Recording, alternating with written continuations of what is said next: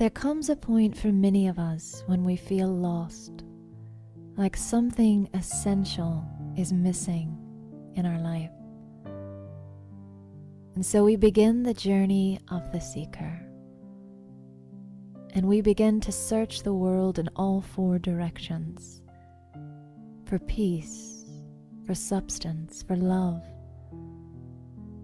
We look in the quietude of the forest and in nature. We look to the silence of the sky.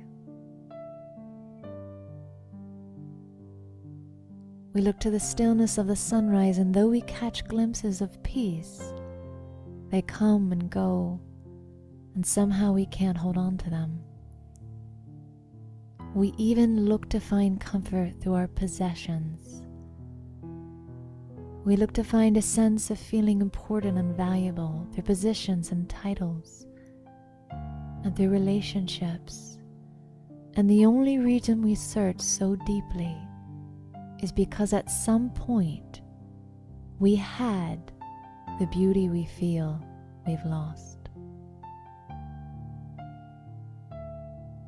And then the day arrives when we go on the right journey, away from the external, into our own being.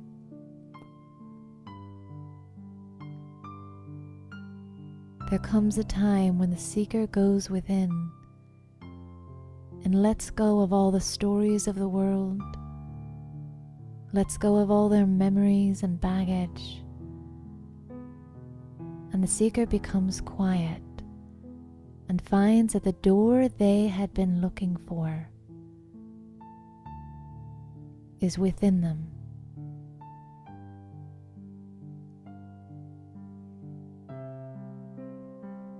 When we enter into that door, there is a sacred, beautiful, precious stillness of the soul. And in this stillness, we know that we are absolutely divine and connected to the Supreme and Beautiful One. And all of a sudden it becomes very clear that those little pieces of peace we got through looking at the forest or the beauty of the sunset,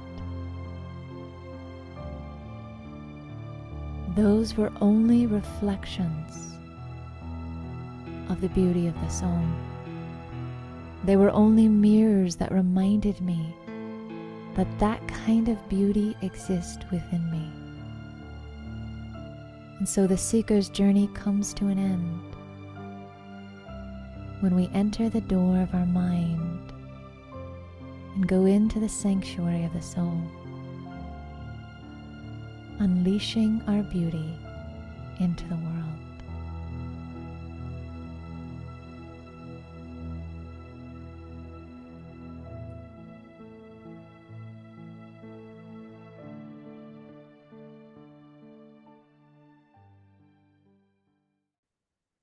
Good day to all of you, wonderful people.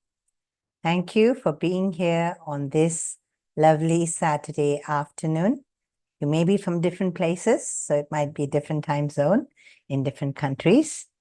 I'm Dimple, your host for your program today. And just to let you all know, Meditation Cafe has completed 3 years of serving you with programs to try to bring you closer to spirituality. And in the comment box, you can type if you want to hear from us of what programs you would like to see from us in the future. So as you know, this is the third part of our 3-part series. Yes, the first was Decoding Fear and Anxiety with Dr. SWAPAN Gupta, where we discussed about fear, anxiety, a little bit on meditation and how spirituality can help. In the second part, we went deeper into the neurosciences of mysticism and spirituality. But this is the best part.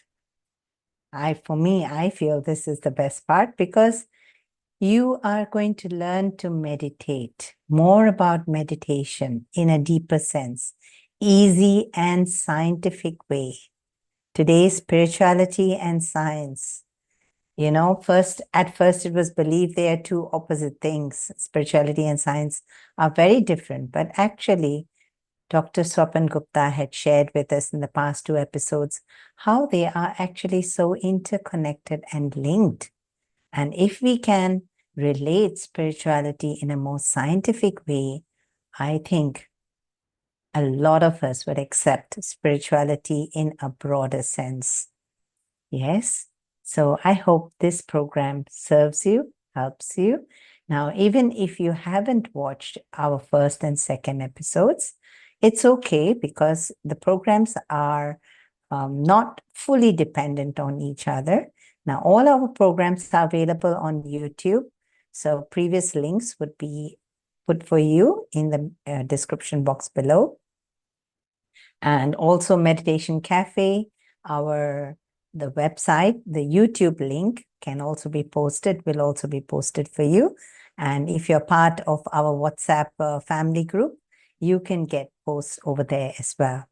So do contact us, do get back to us if you need anything specific from us. Okay, so our topic, how to meditate in an easy and scientific way. Today, we want to look, everything is so difficult, right? So we don't want to do something that is more difficult for us. We want something easy, yeah? So easiness is is the keyword that we are looking for today. So this is the third part. Dr. Swapan Gupta is here with us again. He is a senior neurologist, okay, at GB Pant Institute of Postgraduate Medical Education and Research, New Delhi, currently working as an associate professor there, one of the youngest professors, and very young is he, even by his age, to be a neurologist and very well practiced neurologist. And after studying advanced brain science, he became interested in spirituality and did in-depth research into the connection between science and spirituality. His major areas of expertise are in the consciousness, brain-mind principles, addiction removal. You know, we learned how we can rewire our brain to help with certain addictions. Okay, so this is his specialty, and I think it's wonderful to have learned so much in the past two episodes. So please do catch the episodes later on if you haven't done so yet. Okay, so without further delay, Dr. Swapan Gupta, I think we need to give you more time because today's topic is going to be wonderful. All yours, Doctor. Thank you, Sister Temple. And yes, you are right. This session would be the most interesting and most relevant because meditation is something which is very practical if we know how to do it. So today, I will share my little inputs which I learned in my own life, how to meditate in an easy and scientific way. I hope the screen is visible.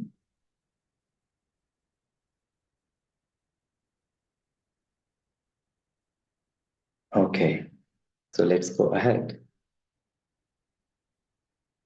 I was just browsing through my mobile, as we all do, and I found some interesting Google post, which I would like to share with you all. 8 ways to calm down a child overwhelmed by emotions. Children, we used to think, are very innocent, very quiet, very silent, but no longer in current world.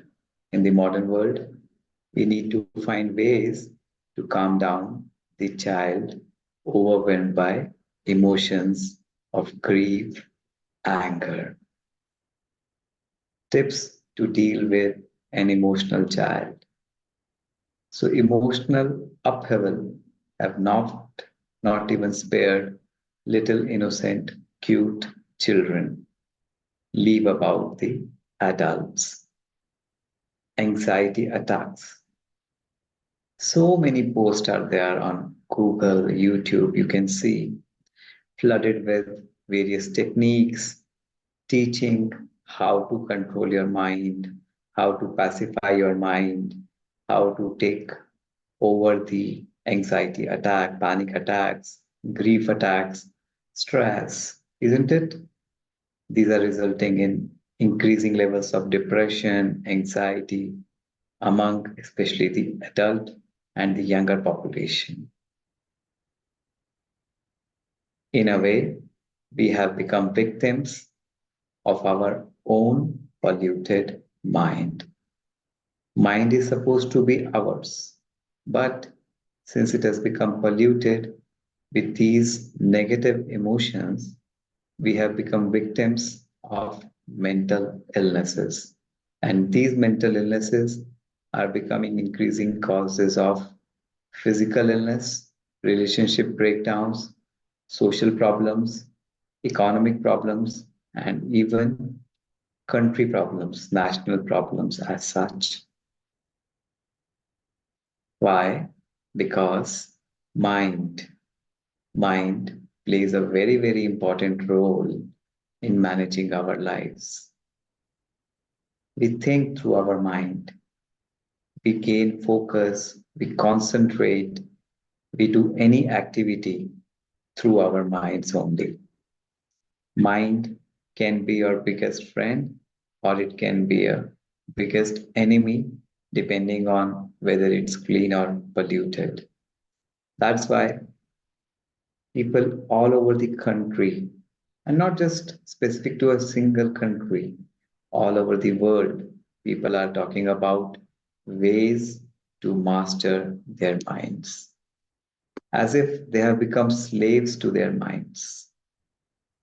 They have become slaves to their minds. Because of this, they cannot stop thinking. They cannot stop thinking negatively. They cannot have a sound sleep at night. Even if they have lots of things, lots of materials, good things, but their minds, when not calm, it does not give them that happiness, that, that bliss which everybody wants in their life. After all, life is all about living a happy, blissful life. We all understand things can become triggers to that, but to a limited extent. How can we get permanent happiness? So this was a recent post in Google, 5 ways to master your mind. What does it say? Let us go through it. Step number one, identify the thoughts. What the kind of thoughts your mind is creating, whether it is positive, whether it is negative, whether it is just waste thoughts. Most of the people can't even recognize what kind of thoughts they are having. So first thing is look back, sit back and look what kind of thoughts your mind is creating. Number two, most of the times we tend to suppress our negative emotions and negative thoughts. We always tend to say, no, how can I think like that? Let my mind stop thinking all this nonsense. But it does not. Why? Because mind cannot stop working. So the second thing is acceptance. Accept that your mind is creating some unwanted thoughts. Let it channelize into some positive thought rather than suppressing the negative thought. It's like there is a jar full of dirty water. You must have watched that video. It went viral worldwide. One thing is you try to remove the dirt out of it, not possible. The second option is you just start pouring continuously positive water into it, and slowly you see the whole jar is full of clear water. So accept. Third, meditation. During COVID, even in United States, the government recommended meditation to calm down the racing minds, the worrying minds, the stressful minds. Meditation must be magical. That's why it was recommended by the highest authority. We will be focusing on this meditation in our presentation largely. And then perspective change. After all, it's the mindset. We have seen in the video which ran just before the presentation began, that the same things appeared beautiful when the mindset changed. So mindset change. And definitely spend time for yourself. Write it out. Whatever thoughts come to your mind, let you express it clearly. Because unless you clearly decode them or dissect them out, what kind of thoughts are they? Why? Why not? You cannot change. So it's a process which everybody has to go through to reach to next level. Let us come to meditation per se, which is topic for today. Meditation is so easily recommended, but so hard to do. Oh, I'm worried. My friend says, oh, you try meditation, you will feel relaxed. And I start, okay, I sit in the morning and I try to focus my mind, silence my mind, but it just wanders here and there. I try to forcibly stop it, not possible, and I just leave it. I say it's not my cup of tea. It has been the story of many of us, we know that. We think, no, it's out of reach of a common man. It's maybe some great saints, yogis who could do it. And after all, it's so boring. Let's go out for a movie, for some food. Why meditation? There are other ways to cheer you up. But I can promise you, once you understand it the scientific way, it's a promise. You will be able to do it much easily, much more happily, reaping its benefits not 1,000 times, but you can say 1,000,000 times.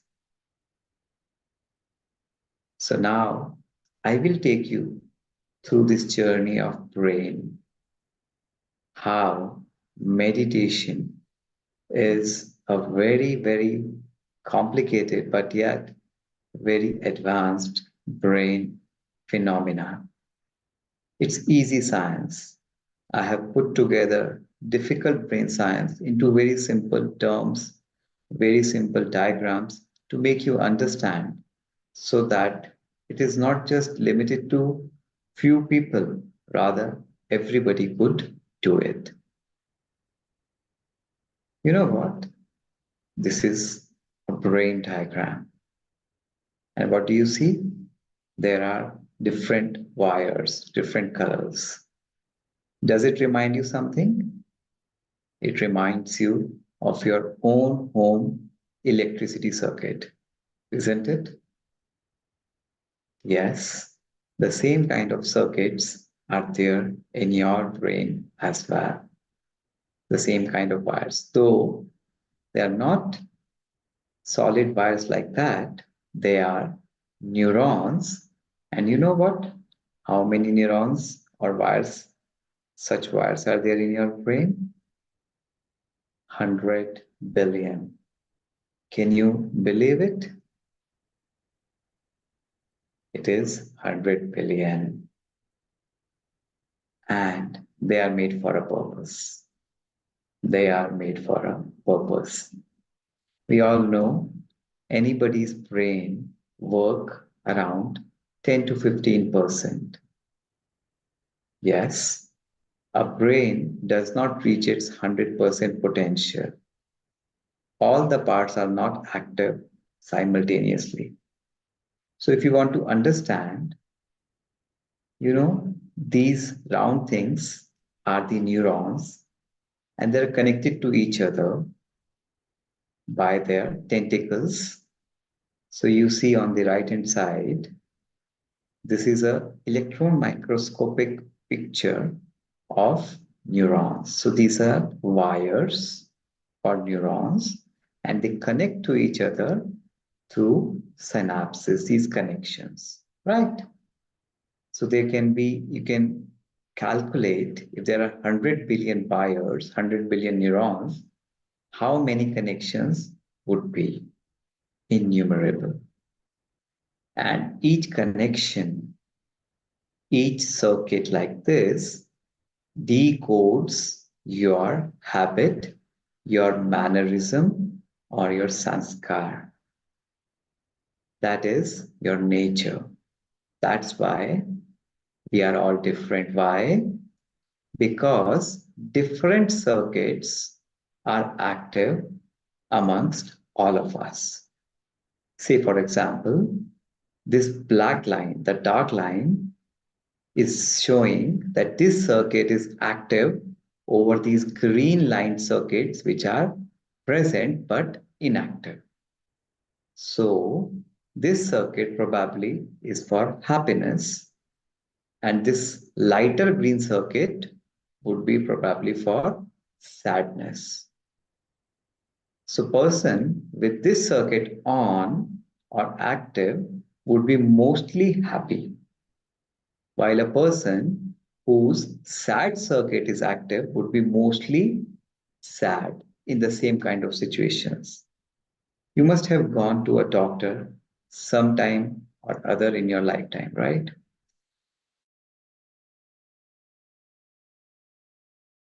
Or some people are very stable while they are given an injection. While some people or some kids, they cry a lot. Or some people even faint off while they are given an injection. Or just sitting in a doctor's chamber gives them palpitations, stress. Why? The situation is the same, but circuit of one person is different from circuit of the other person. Irrespective of the situation, depending on the active circuit, that kind of behavior or manner will be active, and it will come into force, and it will be seen outside. That's why we are all different. We are all different because we have different circuits active. These circuits, how are they formed? These circuits are not formed just by chance. No. You inherit them by genetics, number one. That's why we resemble our parents. We resemble our parents not just in their appearance, but in some of their habits as well, right? Then we also resemble or acquire some habits from the environment, right? From our friends, family, relatives. How does it happen? How these circuits form. This is Dr. Donald Hebb. He, in 1949, gave a law which he named Hebb's Law. It says, neurons that fire together, wire together. So we know there are neurons, and these neurons fire when we do something. And when the firing is repetitive, there is a wiring between them. So it's like you wire two wires hard. But this happens in the brain when there is a repetition of the same action. So you see, this is repetitively firing, and with time, this has wired. And that's how one habit becomes strong. the other becomes weak, though both habits are there in the brain, good as well as bad. Let's see an example. Say, for example, a person, a young boy, just enters his university college and he's offered first time a cigarette by his friends. That is the stimulus, right? Thoughts race in his mind. Let's smoke. My friend is offering. Under peer pressure, he says, it's okay to smoke. But another thought comes to his mind. No, I have heard smoking is not good for health. It injures your lungs. So I will not smoke. But under peer pressure, he decides to smoke that day. And he smoked. So this is the smoking behavior circuit. And this is the no smoking behavior circuit, right? Now, he repeats it. Second time, third time, fourth time. Both the thoughts comes into his mind. But gradually what happens is, with time, this circuit, the smoking circuit becomes wired. We have just seen with repetition. Now, this no smoking thought becomes ultra weak. It does not come into picture. While this smoking circuit comes into picture very quickly because it is very, very strong. You see, there's a strong circuit. And then he says, I am addicted to smoking. He cannot control his behavior. Why? It has entered into sort of autopilot mode. It is no longer his fault now. Why? Because the circuit is so strong.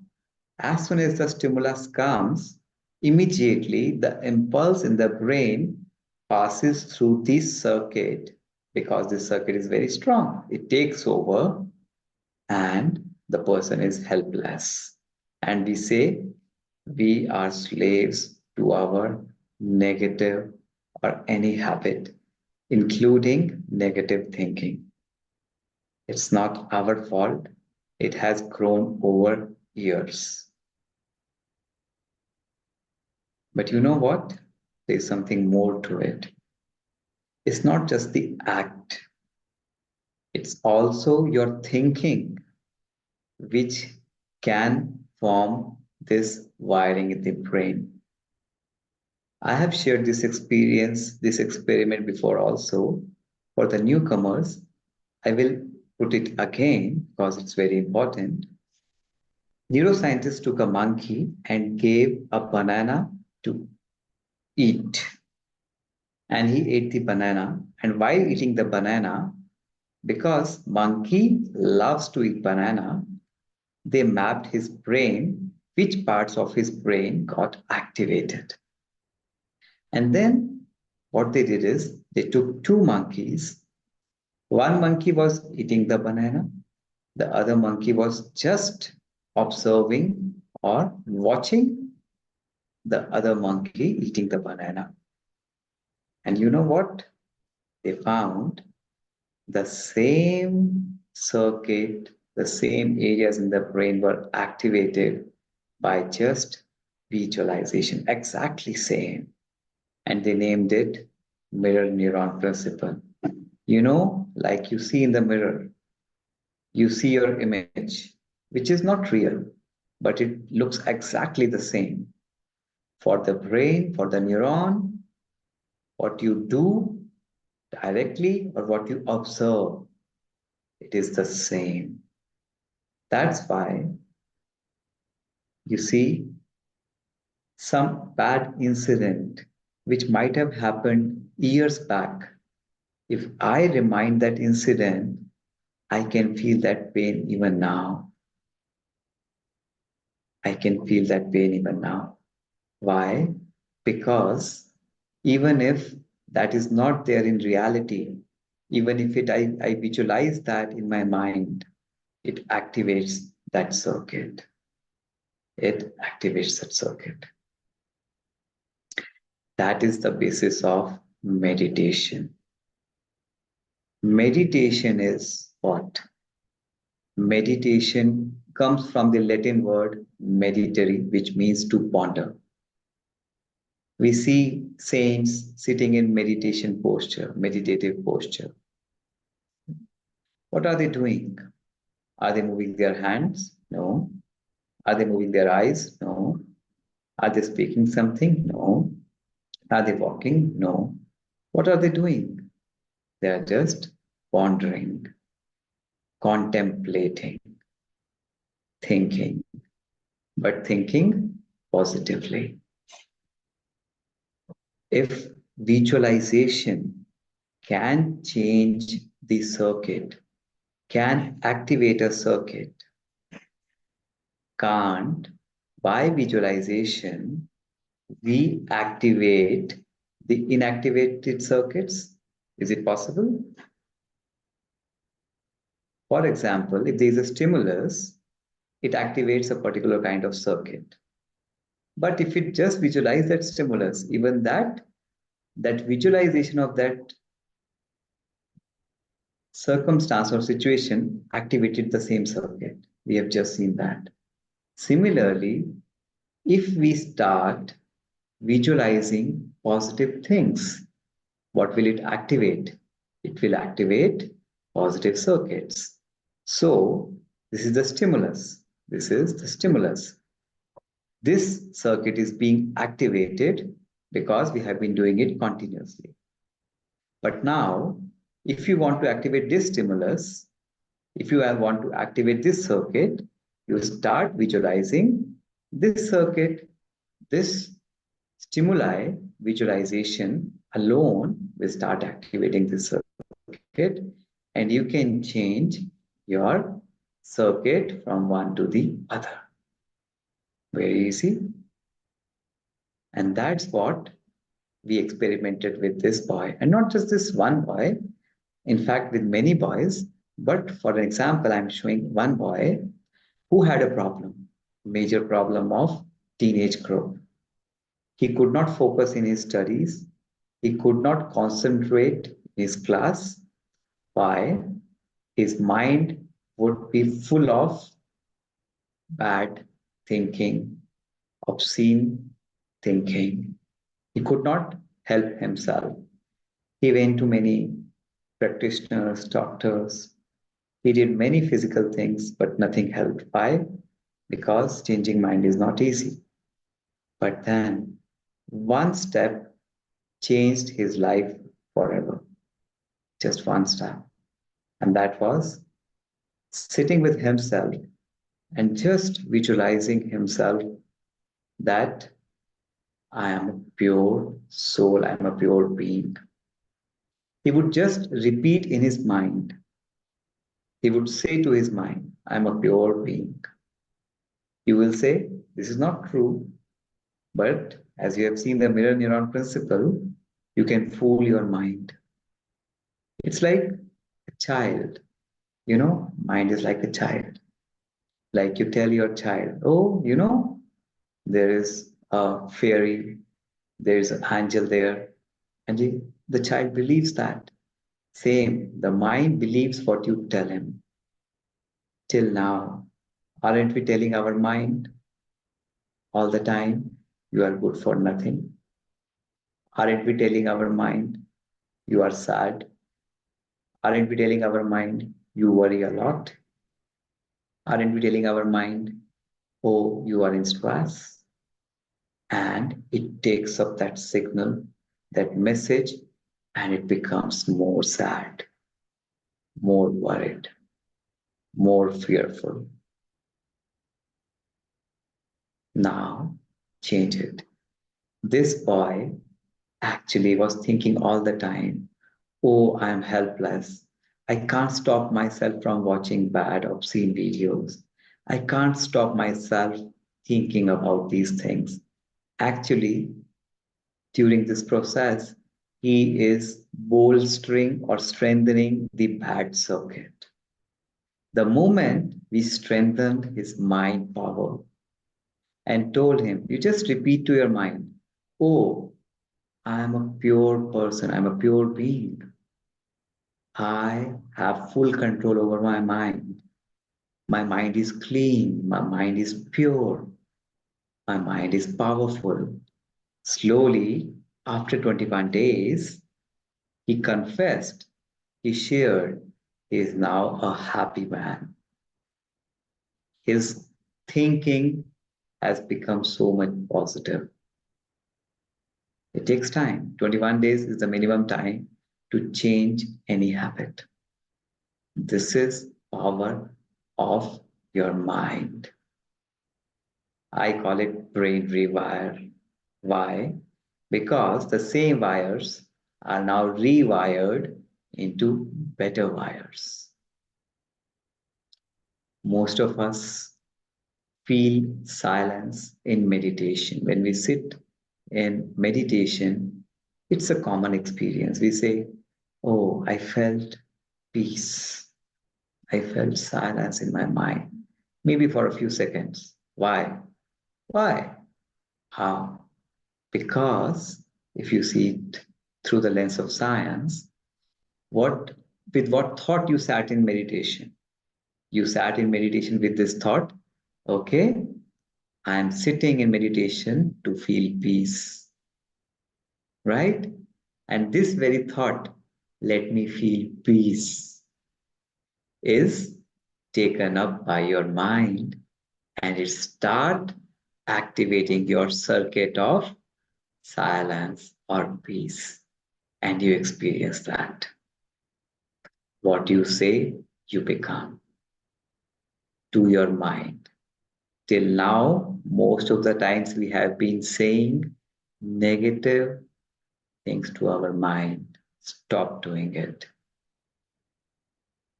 And that's how meditation works. Meditation is visualization, activation of your positive circuit. You stop repeating negative affirmations or negative things to your mind, but rather you sit and positive visualizations, when you do to your mind, it start activating those positive circuits in your brain. We always say everybody has two sides, the brighter side and the darker side, don't we? Everybody has an angel and a devil within. It's a common saying. We say that. Now you understand why do we say that? Because both the angelic circuits, both the devilish circuits, which make you angel or devil, are there in your brain. Whichever is active, you become like that. Both are there. So these are some of the powerful visualizations which you can practice. Whatever thing you want peace, just practice, I'm a peaceful being. You want power, you practice, I'm a powerful being. Your mind takes up that signal and it activates circuits of peace and power. This is the basic of meditation. Lot more to go. Avoid leakage throughout the day. Very, very, very important. Even more important than the act of meditation itself. And I mean it. We meditate. I create some good thoughts in the morning, 15, 20 minutes, half an hour, maybe up to an hour. Okay? I'm a peaceful being and I'm a powerful being. I'm a happy being. But what about rest of the 23 hours? What kind of thoughts am I creating while at work, while traveling, while interacting with my family members? What kind of thoughts are they? Irritation, anger, stress, worry. How can 1 hour circuit activation counter 23 hours of negative circuit activation? Right? So it's very, very important If you really want to experience the benefits of meditation, avoid leakage of your thoughts. Think wisely. I will say, think before even you create next thought. Think, is it a good thought? Is it a negative thought? Will it activate negative circuit in my brain or will it activate positive circuit? If even if the situation is not good, even then, if you think your particular thought can create or activate a negative circuit, stop it. Already there is a bad situation which you have to face. If you create a negative thought, it is activating a negative circuit, double trouble, double trouble. At least stop at one trouble. I hope I made my point very clear. This is the most common reason why people are getting more and more stressed, depressed. Another important thing, fill your brain library with good books. I will share you a small real story. One day, my friend, he said, let's watch a horror movie tonight. And he watched a horror movie that night. In the night, when he woke up, he accidentally stepped over a wire which was lying on the floor. And he suddenly got very fearful. Why? Because he thought that wire like a snake. Because he had just watched a horror movie wherein he saw a daunted house with hanging ropes, all dark, and those ropes were like snakes. Right? He got very fearful. He rang me and I said, don't worry, don't watch horror movies at night, especially. Next day, I told him, do some meditation and then sleep off. He did the same. He did meditation and slept off. Again, he woke up to go to the washroom, and when he accidentally stepped on that wire again, he didn't feel this time it was a snake. Why? It's obvious, because those thoughts of fear, those books of fear were not present in his brain itself. So actually, you see, this is mind, okay? Creating thoughts. But mind creates thoughts based on what it reads in the library of your brain. Whole day, we fill our brain library with what kind of information? Violence, grief, sad news, accidents, wars, political conflicts, domestic conflicts, workplace problems. All these things is housed in your brain library. And the mind has no option but to read these books and create thoughts accordingly. If you change the type of information, you feed your mind with, you can change the type of thoughts to a large extent. So you cannot say, how can I change my mind from creating negative thoughts? It is you have fed the wrong books. You have to change the books. That's why spirituality is bliss. Knowledge is light. Knowledge is light. See, till this time, I've just shared you some important knowledge and how important it is. Unknowingly, we have been falling into the trap. But now you have the power. If knowledge is light, meditation is might. What do I mean by this? You imagine a person lost in a big, dense forest. He's lost. He lost his way. He wants to come out of it. What does he need? What does he need? He needs a light where he can go the way out, right? That is one. But there is something else more to it which he needs. What is that? The power to walk that path, right? Suppose he's so tired, his legs are not supporting him. Can he get out of that jungle? Can he? No. Even if there is a way forward, because he's so weak, he cannot get out of that jungle. Same, meditation gives you that power. You know about the good things. You know happiness, you know love, you know bliss, you know peace. We all have experienced it.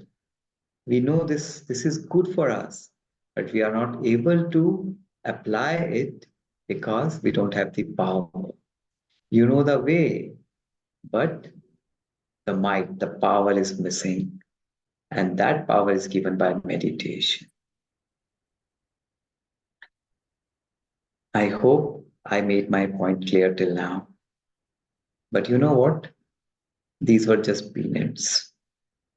The main thing is going to come now, which will not be told in any other meditation sessions usually, which is the most important aspect of meditation. What do you think? Have we left something or are we done? And this is, who am I? Silly question. Who am I? Sounds silly? Not so. Do you think, who are you? Are you this body or are you the living consciousness? The energy which is running this body, which is regulating this body. Without this energy, would this body sustain? Not even for a few hours. It starts to decay within minutes to hours. But with this energy in, the body sustains for 100 years or so. And what is this energy? This is the soul of the spiritual world. So medically, we call it consciousness. Spiritually, we call it the soul. And it has three components: mind, intellect, and resolves. Why is this knowledge important? Let it be. I know I am a living being.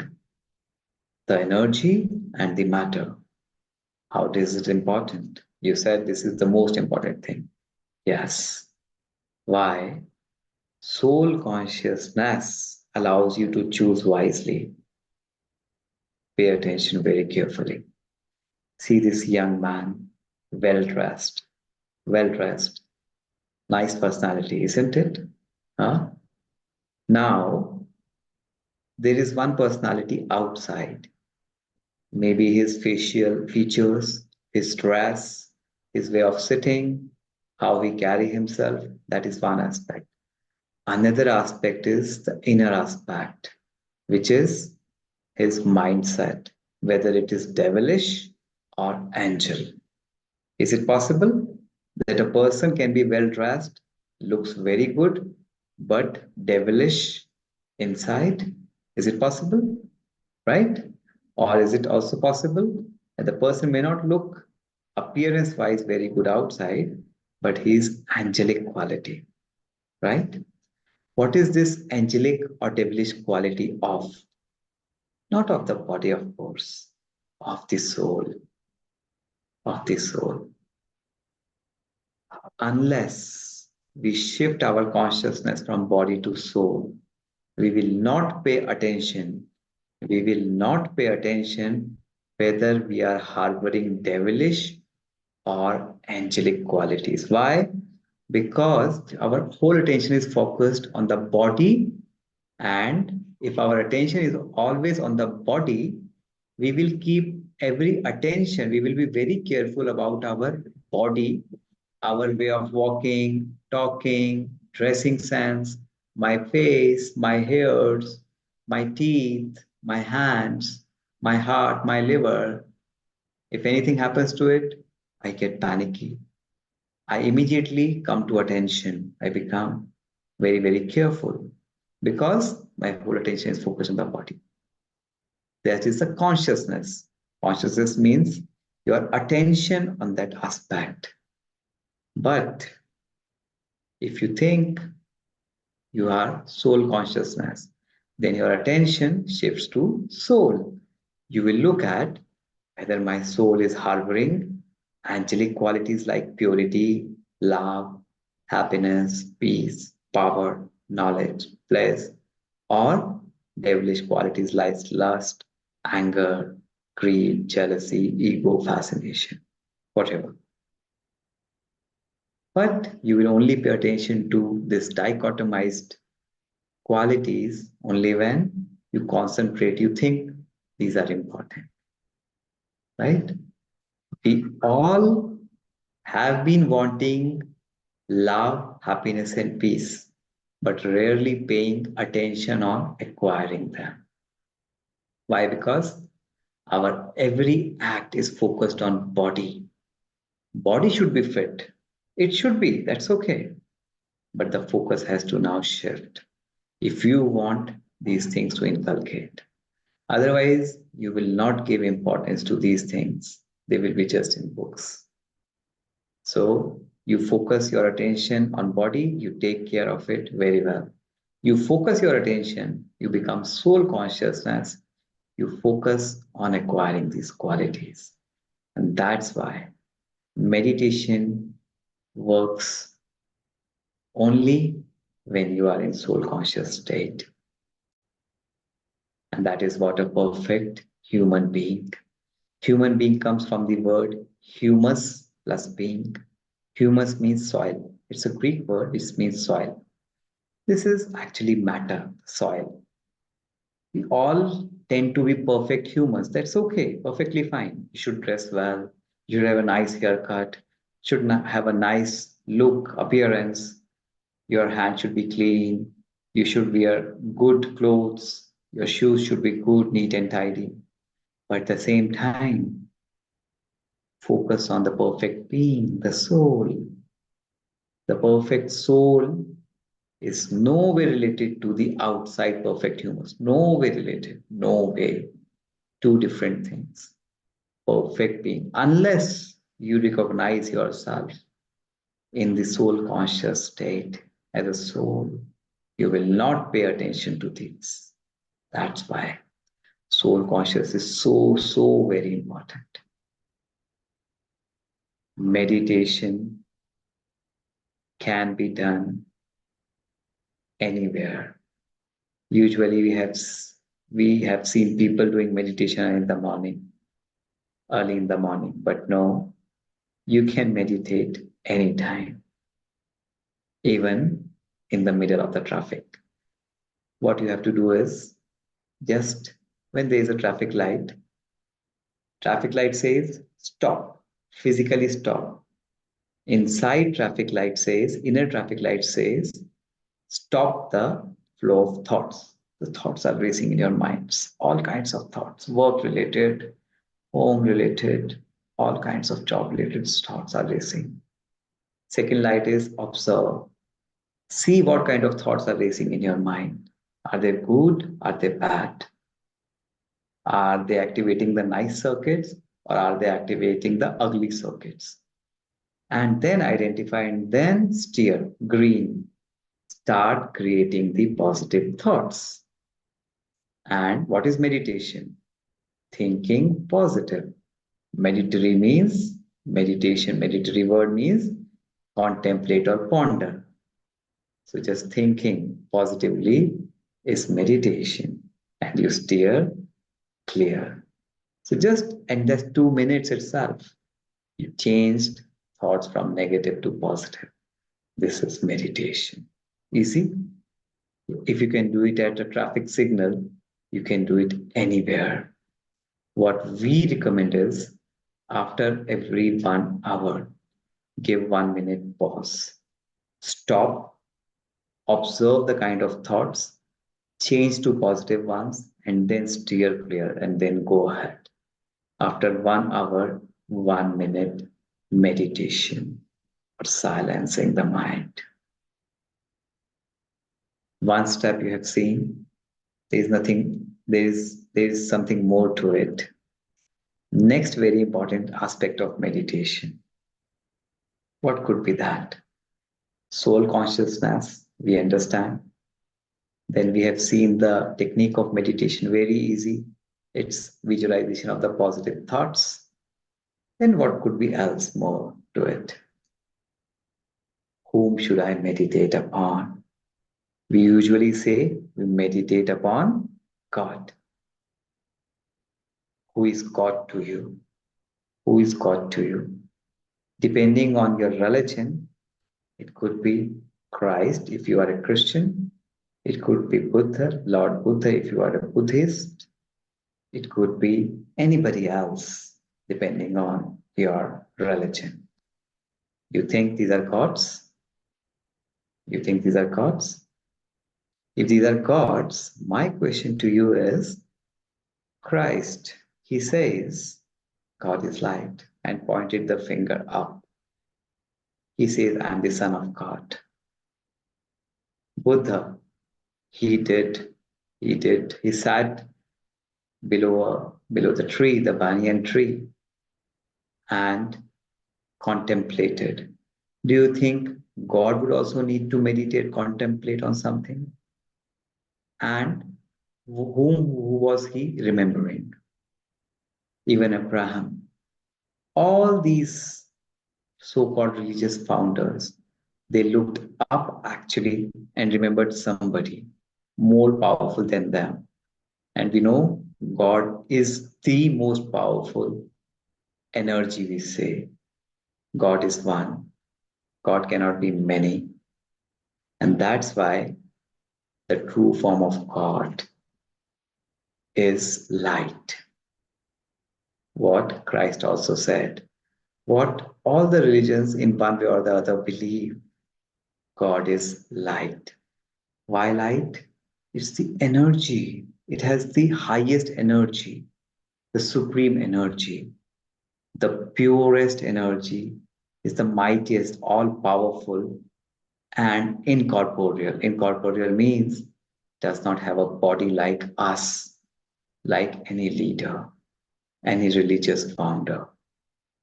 God is that energy. It's the ocean. It's the factory of all purity, of all might. We see, God is love. So it's a factory of love. We say God is power, factory of power, from where we derive these virtues, these powers, these qualities, this purity.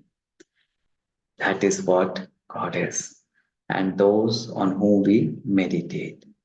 So meditation, the complete definition would be soul when remembers the supreme soul is meditation. I hope I'm clear. Some few other points. This is practically the scientific and as well as spiritual aspects of meditation. We all know meditation is mostly done during dawn, the early morning hours. We call it Amrit Vela. Amrit means nectar, the elixir. Vela means the time. The time when the nectar is there, when you can sip the nectar, the elixir. Why? Why that time? What is so special? You know what? It has been the experience in medical literature. It has been clearly shown that at those times, there is 32% higher problem solving ability. And at that time, there are attainment of out of the box solutions. What do I mean by that? People have experienced that they could find solutions to their problems in those times, which they could never with their own brains. This is Otto Louis, Nobel laureate. This is Professor Ramanujan, the great mathematician. This is Mendeleev, the great mathematician, this chemistry professor. All of them shared those early times, those early morning times. They felt as if they got some ideas in their minds which they could never think otherwise, and they just immediately wrote those ideas and they won Nobel Prize, and they could discover the elements in the chemistry, or they could write equations in mathematics. There is some divine power working during those times. That's why meditation is most useful done during dawn or early morning hours. What about diet? If I am meditating, do I need to follow a particular diet? Do I need to follow some particular restrictions on my food as well? There is some medical evidence on that as well. It has been seen that if you are mostly following a vegan diet, that has a direct positive impact on your mind because it releases some metabolites in the intestine which goes directly to the brain and influences it. So if you are a vegan, then chances are your meditation will be stronger. And not just the content of food, but the vibration. This is Dr. Masaru Emoto from Japan. He did a very nice experiment. What he did is, he took 3 samples of water, same water, 3 different samples, but same water in 3 glasses. And he just sent vibrations of different emotions to all these 3 waters. To one, thank you vibrations. To the other, evil vibrations. To the third, prayer vibrations. And after a month, when he looked into the electron microscope, he saw the structures of water, a beautiful structure of the water molecule who was given thank you vibration, a bad structure who was given evil emotion vibration, and a very nice structure who was given a prayer kind of emotion vibration. He conferred that vibrations have a direct impact. They move like electromagnetic waves and can impact even matter. And that's how we always recommend those who meditate, not only just they take care of the content of the food, but also in what state they are eating the food, because that also has a bearing on the quality of food they are going to consume inside. So if once while you are eating your food, if you are watching some movie where there is violence or some news where there is fear, some accident news, then you are giving that emotions to your food as well. But if you are eating food with a happy, stable mind, remembrance of God, then the same vibration is getting into your food and it impacts your mental state as well. Very easy. But people don't practice it due to lack of knowledge. This is in crux about meditation. Let us very quickly see what does medical science talks about meditation. What are the benefits of meditation as per modern medical science? Studies show it releases bliss hormone, bliss molecule, the anandamide, and serotonin, the happy hormone. Meditation has been shown to synchronize your brain. You can see this is brain mapping before, after 15 minutes at 25 minutes of meditation. And there is a nice synchronization of brain, and the benefits are better IQ, better memory, better brain power, focus. So it actually enhances your brain power. As I told you, it releases the bliss molecule, which is anandamide. You see, this is plant of cannabis. And this man is like on cloud nine, shown like as if he's above the ground because he consumed cannabis and he's feeling like as if he's on cloud nine. But US scientists, they found when a meditator meditates, the same kind of chemical is released in the brain, which is akin or similar to cannabis. So this is the chemical released in the brain of a meditator, and this is the cannabis molecule, and you can see the similarity.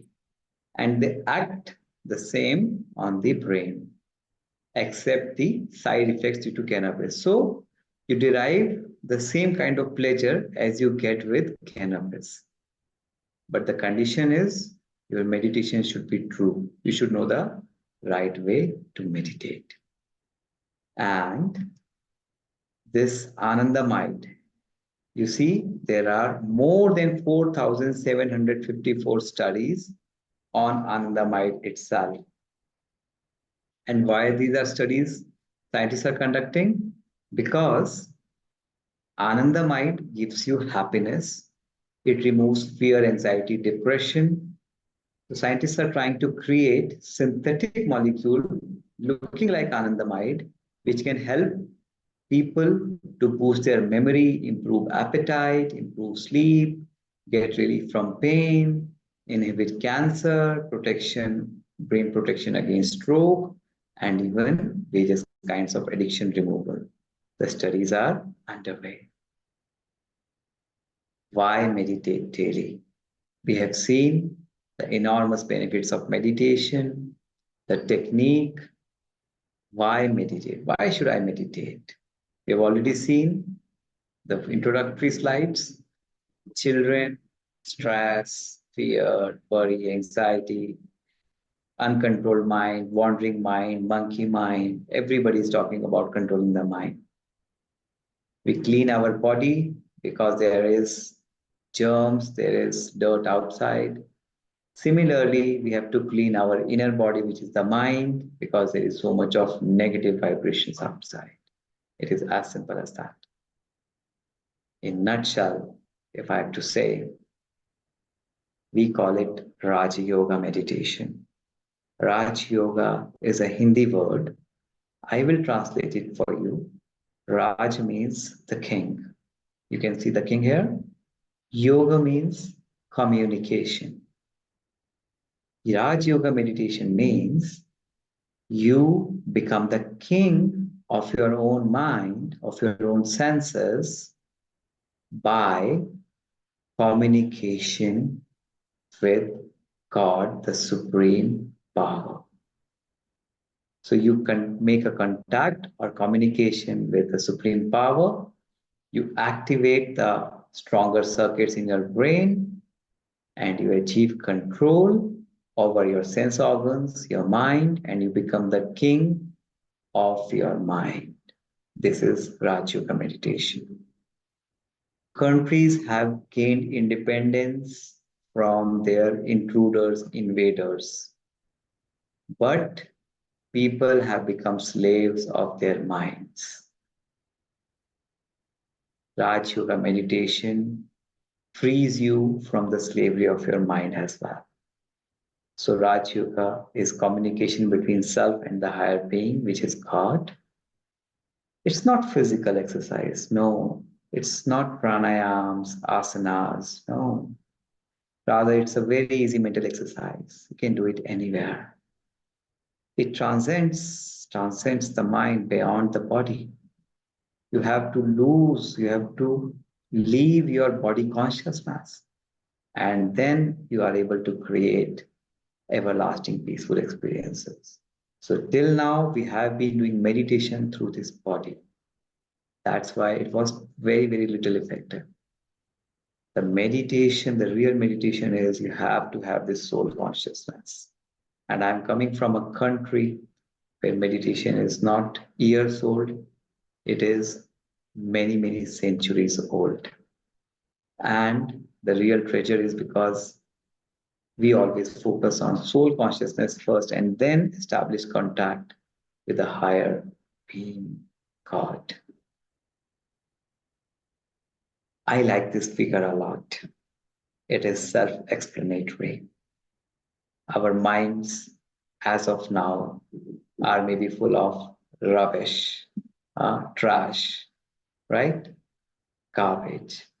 But Raj Yoga meditation is a very powerful brain rewire technique. It rewires your brain and cleans the pollution of mind and turns it into a paradise kind of mind. You see how beautiful. All kinds of good flowers, good plantation vegetation. Who does not want brain like this? A healthy, happy brain. You can control your mind by changing your own thoughts, by thinking positive. And thinking positive can be triggered by the remembrance of the most positive, most purest energy, which is God. So, 3 steps, 3 easy and scientific steps of meditation as I put it together. Number 1, the first step is awaken your true identity as soul.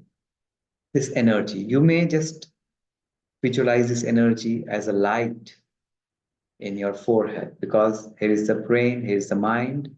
So this energy is housed in your brain, in your mind, and this energy is represented because it's energy via light as soul. Second, once you do that, you immerse the remembrance. You immerse the remembrance of the Supreme Soul, the purest, the mightiest.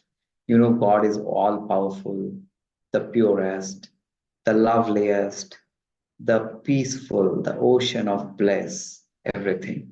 I just immerse that thought in my mind. I immerse that remembrance. So easy. I just focus. I immerse that remembrance of God. And finally, when I immerse that remembrance, I reaffirm His qualities, God's qualities, love, peace, happiness, bliss within myself also. When I remember Him, I experience those qualities. And while experiencing, what I'm doing is actually activating those circuits. And if I do it repeatedly, continuously on a daily basis, don't you think the older circuits will be replaced by the newer circuits, the older circuits of stress, worry, anger, greed, lust, ego, attachment, into the good circuits of love, peace, happiness, bliss, power. It will take time because the old circuits are very, very strong right now. But with regular practice, 21 days to begin the change, 3 months to see a significant change. Persistent effort will bring wonders. This is all I have to present before all of you. Thank you very much.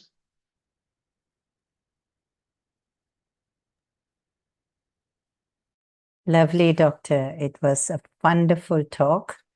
And yeah, I like that line when you said in the beginning about the emotions that we are caught up with. And you said we have become victims of our own polluted mind. That was so beautifully said. And even that the solution to that, it was so clear with that line that you mentioned, avoid leakage throughout the day. So that made so much of sense. If we could only use that in our daily practice, stop leakage, I think we can make a lot of difference. And yes, we want to go into a lot more experience of, meditation with you on this. But before that, we have a couple of questions here.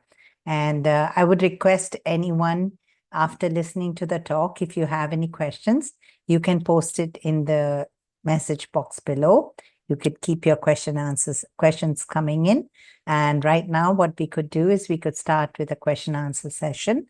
So So, before we start the question, yes, yes, doctor.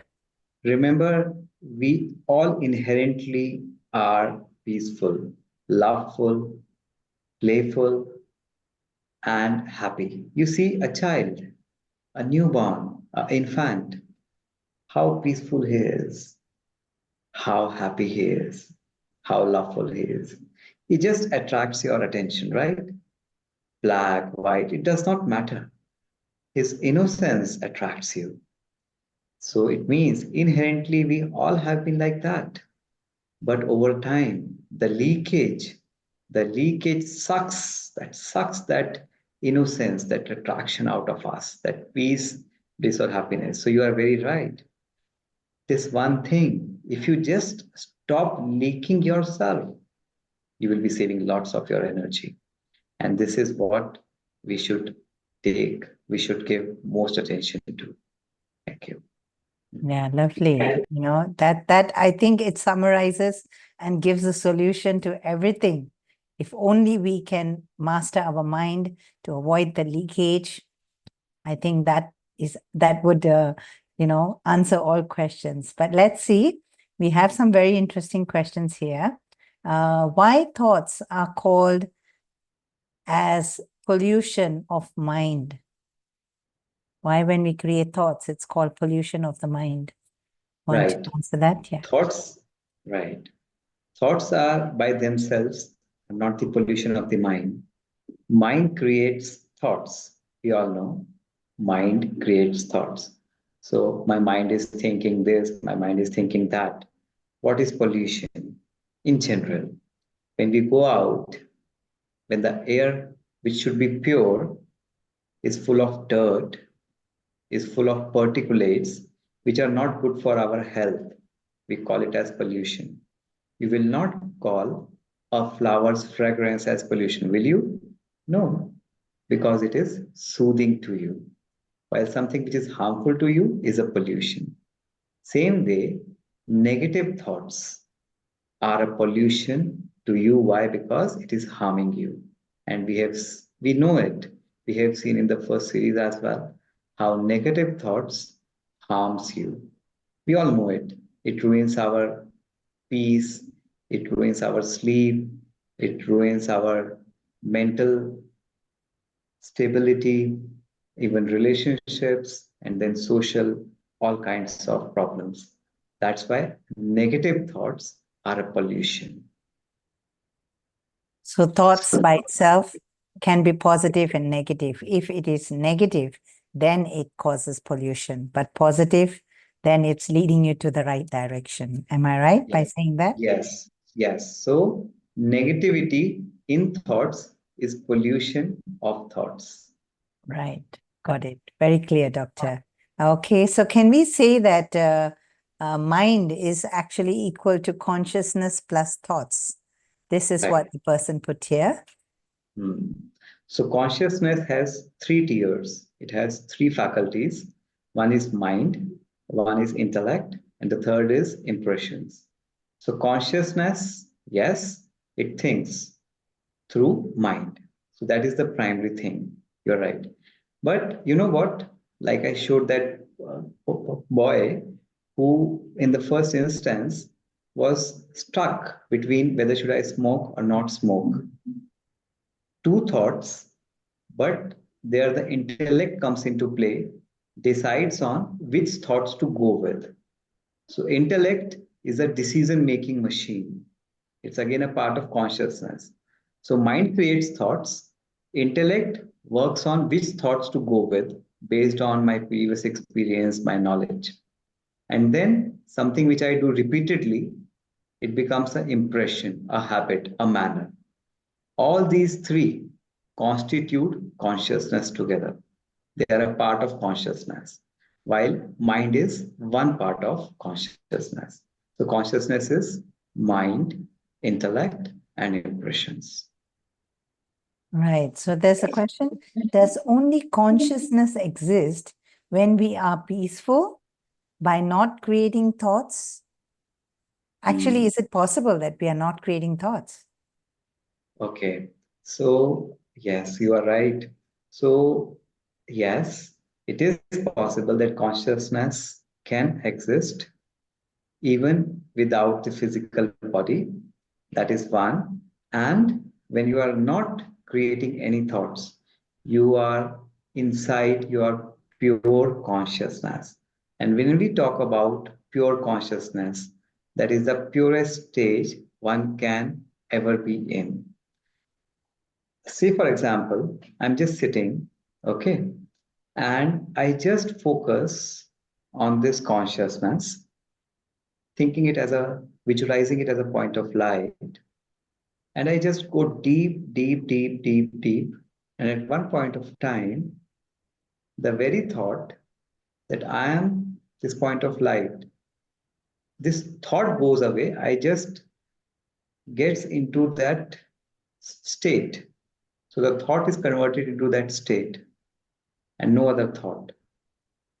No thought of body, no thought of outside world, no thought of any other thought also. No thought of any other thought also. That is pure consciousness. And if you are able to set yourself in that state, that is the highest state where purification of mind occurs at a very, very fast speed. This is advanced meditation. Yes. So whosoever has asked this question is very right. Yeah, actually these questions are all from one person. I'll take one more question from this person again, the same person. He says, when God is of feelings, of powers and virtues, why do we not focus on feelings instead of thoughts? Okay. Thoughts generate feelings. Say, for example, Sister Dimple is a good friend of mine. Okay, that's a belief actually. So I create a thought, okay, let me invite her for a dinner. Okay, this is a thought. Okay, what kind of feeling will I get? Oh, I feel very happy. I feel elated. Right, Sister Dimple will also feel elated. Take another example. Some person in my office I'm not very fond of. Okay, not very fond of. That's a belief. He's not good. That's a belief. I believe he's not good. It's not a feeling. I create a thought, oh, this person should not be in the office. This is a thought. And then what kind of feeling I will have? Feeling of hatred, feeling of envy, feelings of jealousy, maybe. So belief leads to thoughts, thoughts leads to emotions. And that's why, if you remember this brain library, what is that? This is a library of beliefs. When I see a web series where I see somebody crying on trivial issues, it creates a belief in my mind that it's okay to cry on trivial issues. And then when some trivial issues strike, my mind creates a thought that I have to cry. And I feel like crying. And then I feel bad. I feel sad. So beliefs are the cornerstone. That's why meditation, even before meditation, knowledge is very important. You remember that slide of a forest? I wrote meditation is might. Meditation is power. But before that, I wrote knowledge is light. You have good strength in your legs, right? You are stuck in a forest. You have very good strength in your legs, very good car. But if you don't know the way out, will you be able to ever leave the leave the jungle, the forest? No. That's why the right belief. First, the major belief in meditation is I am a soul operating this body. And this soul has its natural virtues of love, peace, happiness, bliss, power, purity. It is said, God made man in his own image. God made man in his own image. If we think, if we understand God is peaceful, God is power, God is love, then man should also be peaceful, powerful, loveful. This is a belief. And the contrary, what do we believe usually? No, we are not peaceful, we are not powerful, we are not loveful. So the very belief is wrong. And then wrong belief means wrong thoughts means wrong emotions. The whole world is trapped in this cycle. So, first thing is knowledge, which I gained through the same organization which Sister Dimple is working with, Meditation Cafe may be able to tell more about it later on. So I will stop it here and we can take the next question. Okay, Doctor. Now, this person, I think you will do this later on. I'll just read it out to you. Can you teach some simple meditation technique, or probably how or what we should do with our eyes closed? Now, this person mentioned eyes closed. That's why I'm reading it out. So maybe later you want to address this, or do you want to address it? But then we have other questions. I think you addressed this before the meditation. Will that be okay? All right, Doctor. I'll go to the next question. Now, will I be able to progress in meditation life if I could not able to sleep early and wake up early in the morning due to work and family life? So again, I think the importance of the morning time, maybe you want to share something here, Doctor. Doctor, are you?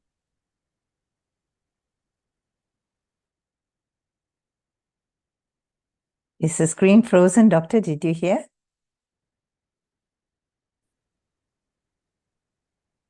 Okay, I think Doctor's screen is frozen. Yeah, I'm here. Yeah. Am Okay, I Doctor, audible? did you hear the question? Yeah, I did. Yeah, progress in meditation life if I'm not able to sleep early and not wake up early Yeah, I in the got it. morning. Yes, Doctor. Yeah, so this is a very, very common question which comes in everybody's minds while he starts to do meditation. But over those years, which I experienced, I learned meditation no time boundaries. That's why I deliberately put in that traffic light slide in my presentation. When you can meditate while at a traffic signal, it does not need any special time. Meditation is very simple. What I do is in my office, whenever I am free or I get time, I try to slip in some time, even a minute or so. I just sit, withdraw from the outside environment, focus on myself, that is the soul, and just start creating beautiful thoughts about God and his relationship with me, like a son talking to his father, Godfather. It is so simple. If I ask you, just remember the moment when you were a kid and sitting in the lap of your father. Can't you visualize that? You can? And does it bring a smile on your face? Some happiness? It is enough. When it is bringing some smile on your face, some happiness in your mind, it is activating circuit of happiness, some smile, and you are becoming more happier. Why we are saying you can meditate on your father also. Remembrance. Meditation is remembrance, contemplation, thinking. You can meditate on anybody. But why God? Because God is the supremo.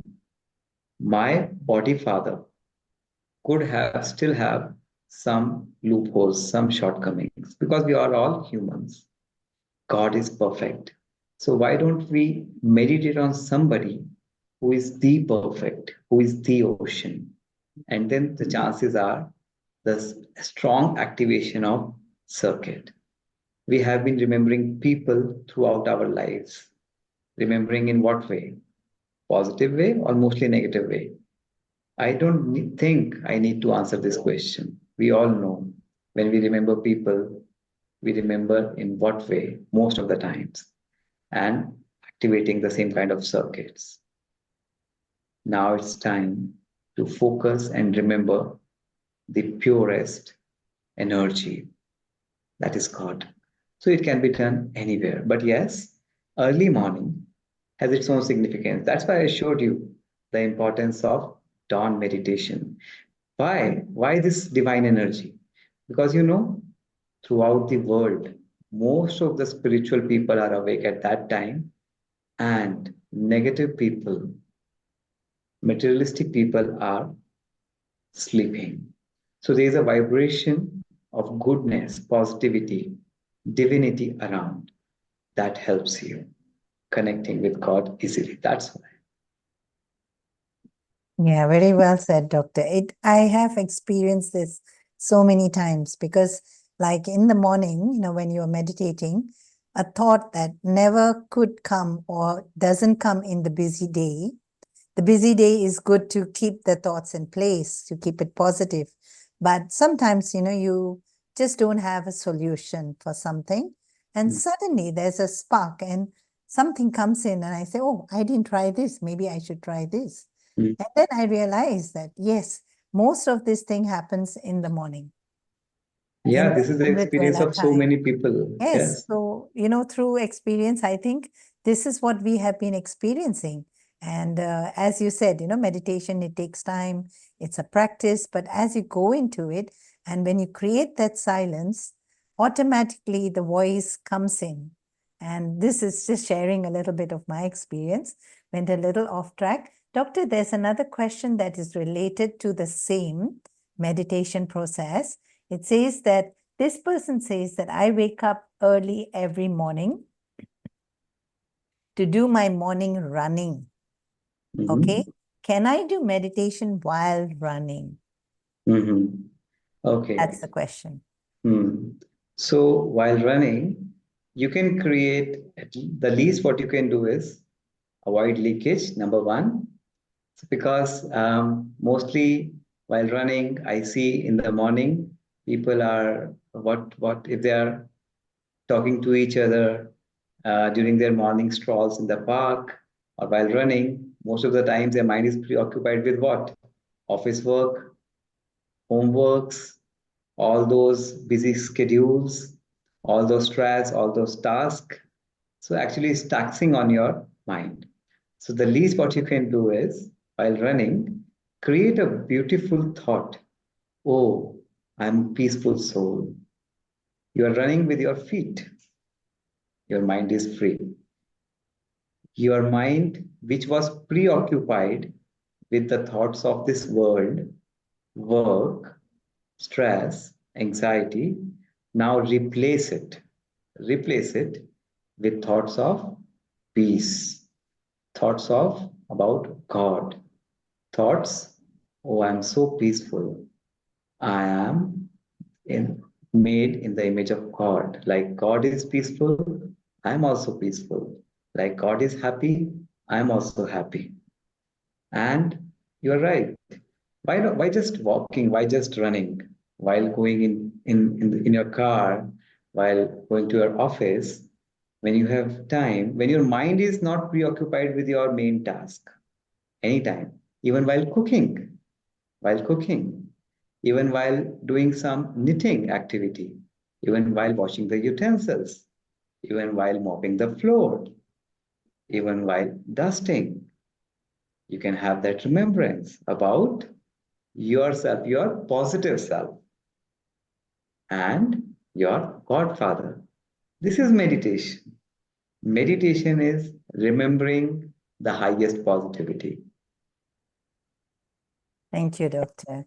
Now, this person says, another person saying, thinking too much, is it okay?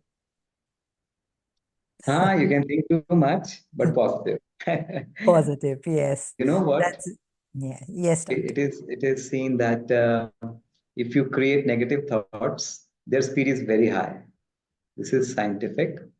And if you create negative thoughts, they race up. Okay, one thought, second, third, fourth. Negative thoughts race very fast.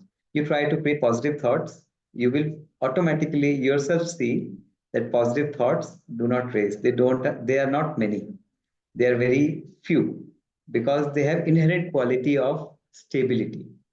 Positive thoughts, they have this inherent quality of stability.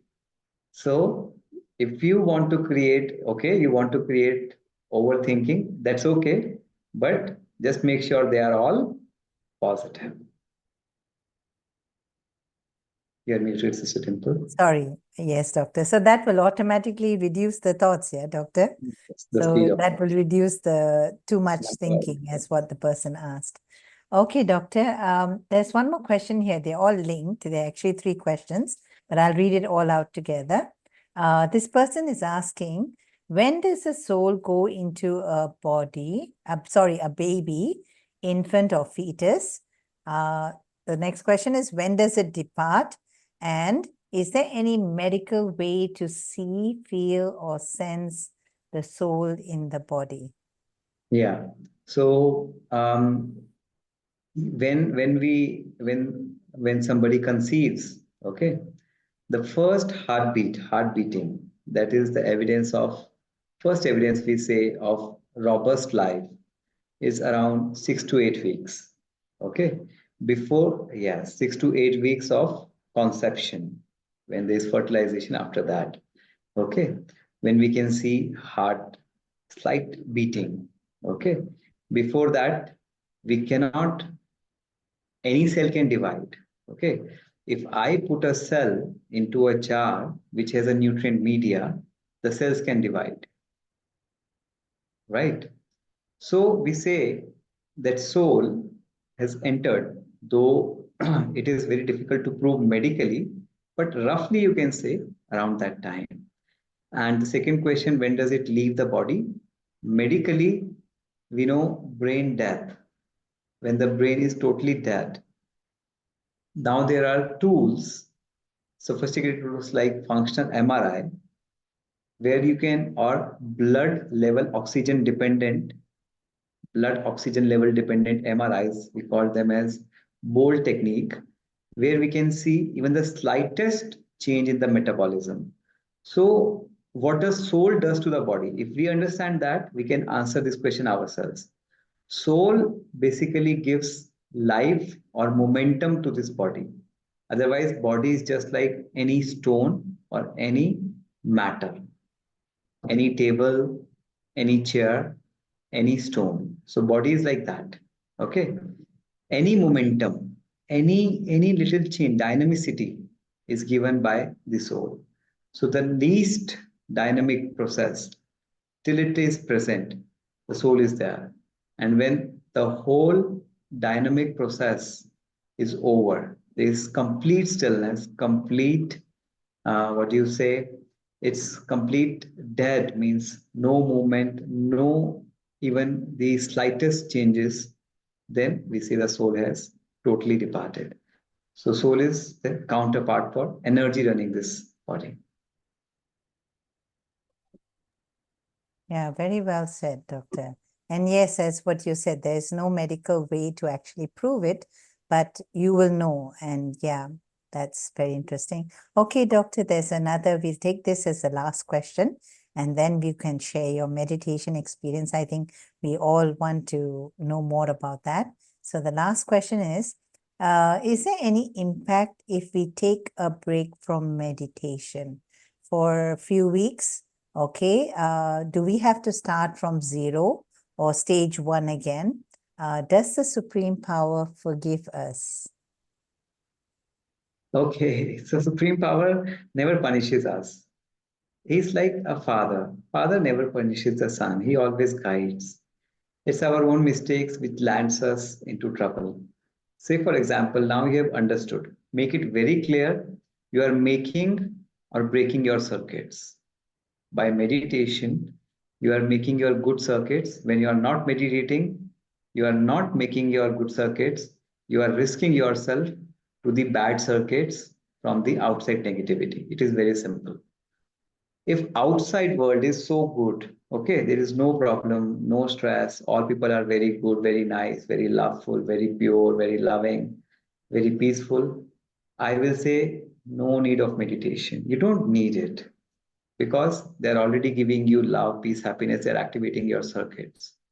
But I don't think this is life in today's world. Today's world, the life is we receive lots of stress, we receive lots of resentment from people, we receive lots of pain, we receive lots of hardships from situations, from circumstances, office, home, anywhere.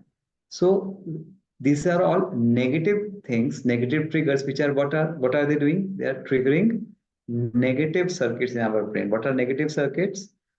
Negative circuits means which are harmful for us, like stress, worry, anxiety, fear, anger, greed, ego, attachment, jealousy, envy, or procrastination, right? Carelessness. These are all negative circuits. So negative environment is making our circuits more and more negative. By meditation, what you are doing is you are countering these negativity from the outside world. Like if there is no dirt outside, no pollution, like in Malaysia or maybe in Australia or Singapore or US States, there may not be as much pollution as there in Delhi, right? We sometimes need to bathe twice a day because the pollution and even the humidity levels, sweating is so much. In a place where there is no pollution, I may not bathe for 2 days. I may not bath for 2 days. It is based on the requirement. So if my environment is toxic, I need more cleaning. Meditation is a cleaning process. It activates your good circuit so as to keep a balance. Otherwise, we become more and more negative. More negative brings more sorrow, more problems in our life. While if you have a balance of goodness as well, then you are more happy, healthy. Yeah, So very nice. God, don't blame. It's God is not to be blamed at all, and He never thinks bad. It's us. I do it, I get the benefit. I don't do it, I don't get the benefit. Simple. So in other words, if I take a break from meditation, it's fine as long as I don't go into negativity.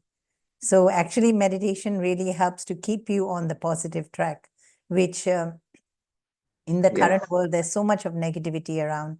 So meditation really helps us to keep that balance. That is You that. decide for yourself. Are you hungry? If you are hungry, you will definitely ask for food. If you're not hungry, that's okay. If you don't need meditation, don't do it. It's a food for your soul, for happiness. Yeah, but sometimes we don't know what we are doing, or we may think that we don't need it. But it is like sometimes they say, I don't need to be motivated every day, or I don't need positive messages every day. But actually, we fail to realize that eating the wrong foods also leads to more problems. So I will share a small story here. Yes. When people around see you smile, happy, even in the most difficult situations, then they ask you, what is the secret? Why? How could you maintain this stability? So same happens with me in my office. One of my doctor colleague at senior level, he's very, very angry person, very angry. But one day he told me, Dr. Swapan, how could you maintain so much of stability, how so much of calm, so much of patience? Why? Because he is fed up with his anger. So once you are fed up with something, you look out for solutions and then you try meditation. So if you feel that your life is not as good as it should be, then look out for these options. And when you see people who are meditating, living happily, they are they are stable, then why don't you try yourself? Experience is true belief. Lovely, Doctor. So I think we'll end with the question answer session here. And we would definitely want to have a lot more meditation experience from you for today's session. And yes, please do address the question about this person talking about close-eyed meditation. So yes, and we'll take it from there. So I'll hand it over to you again, Doctor. Thank you.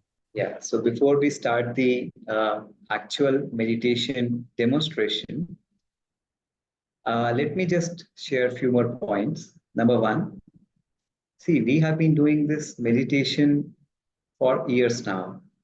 So it's easy for us to say this.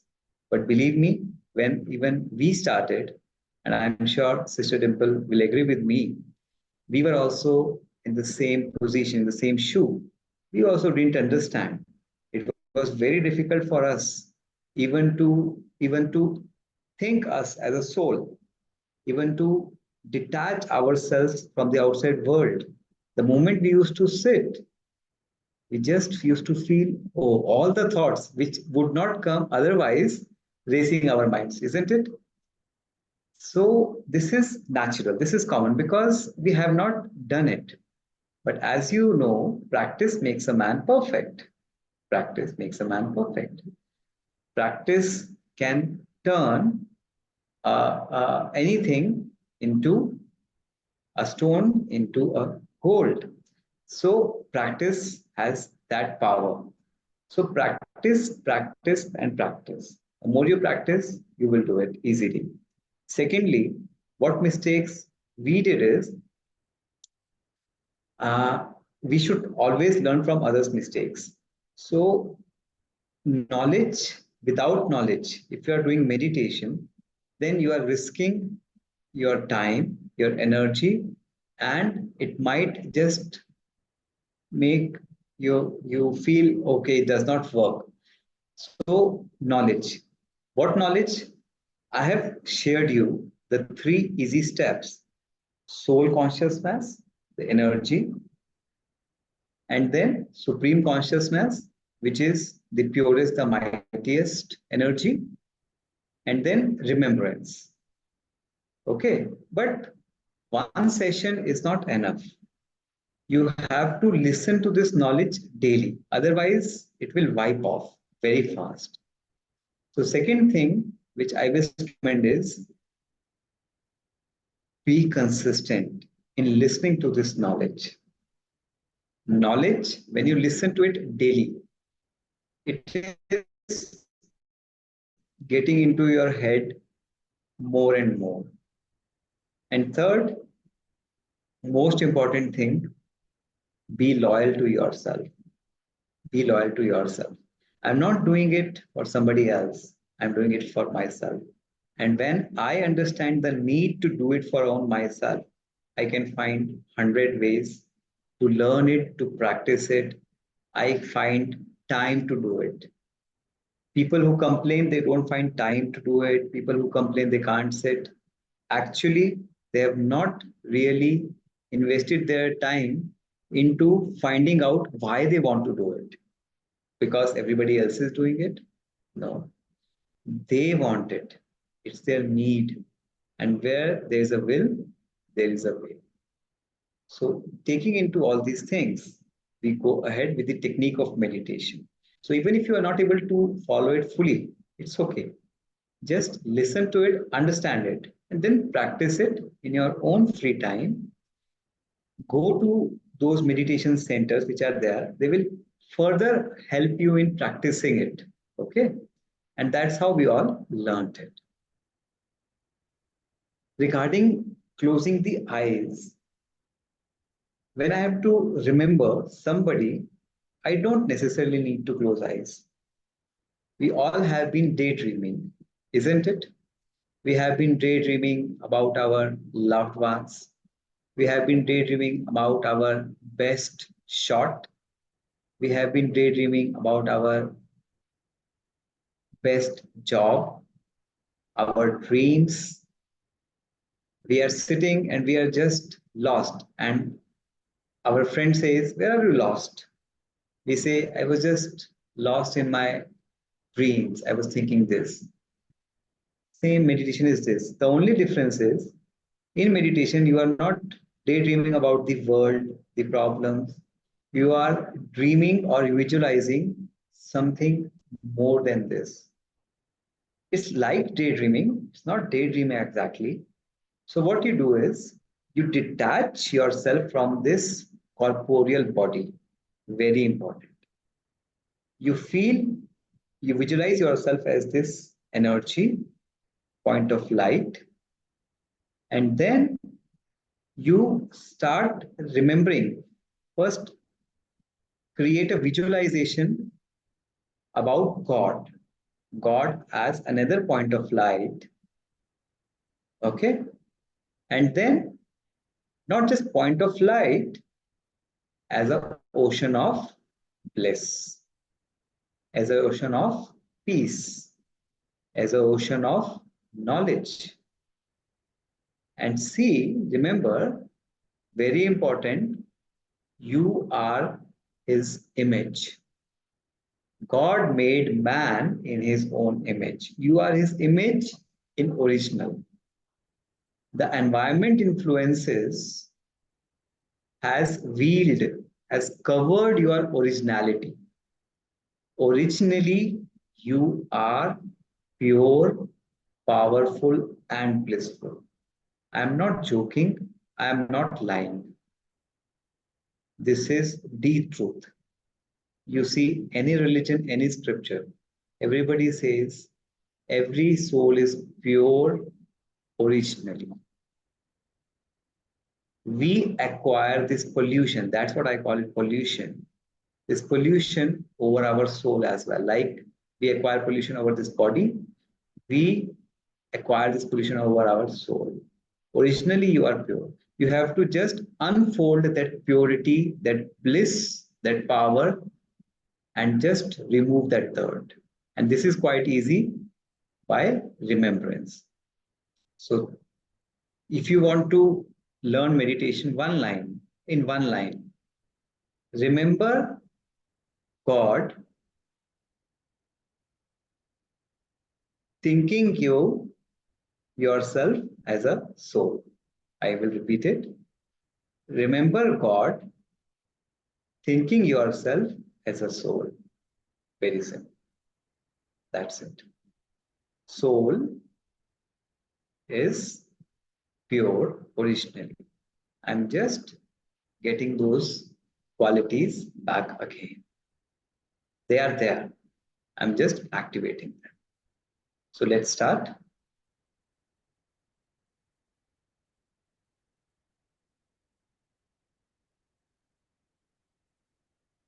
Om Shanti. And when I say Om Shanti, Om means I, the soul. Shanti means peaceful. I'm a peaceful soul. Sit back.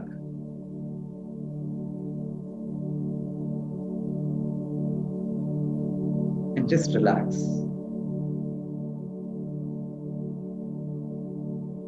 Relax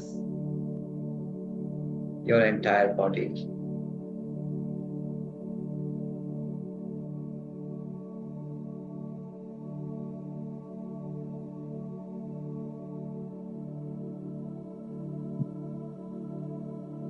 And just try to withdraw from the outside environment and bring complete attention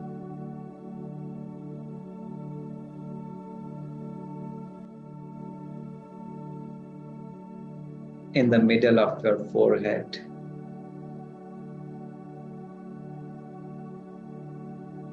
And visualize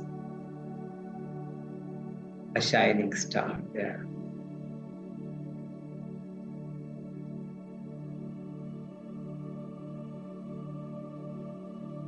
In the middle of the forehead,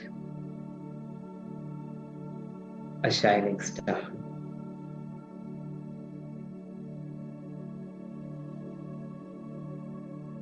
Slowly try to forget the body and focus entirely on that star.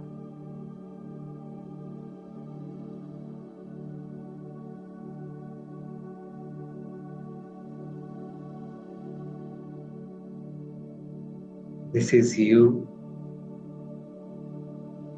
the real.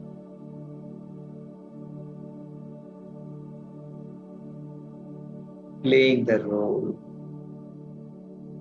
the player.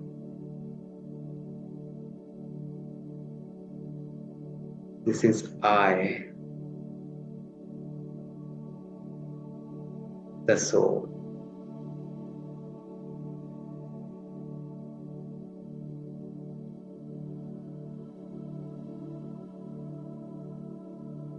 I am the soul. Playing the role.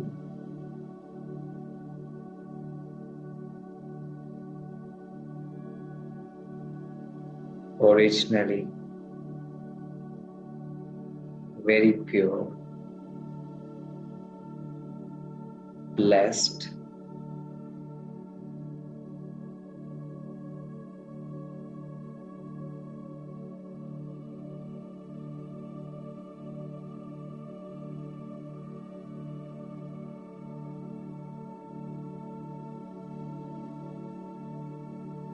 just keep on creating such kinds of thoughts.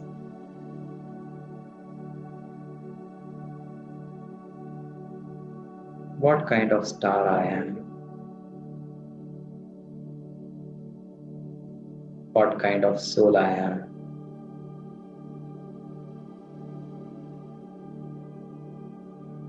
Originally,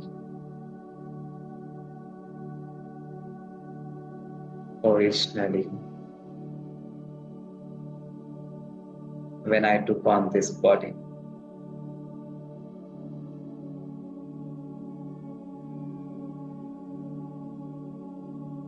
So attractive, so innocent, so lovely.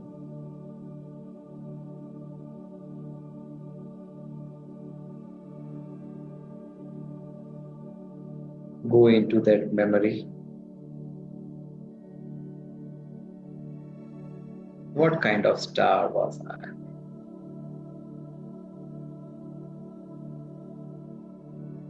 All pure.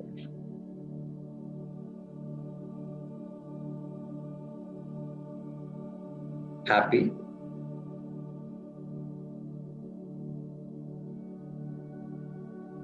No worries.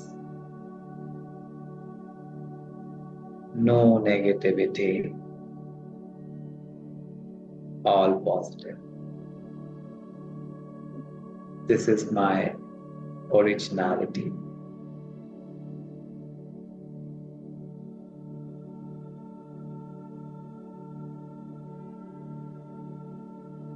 And I remember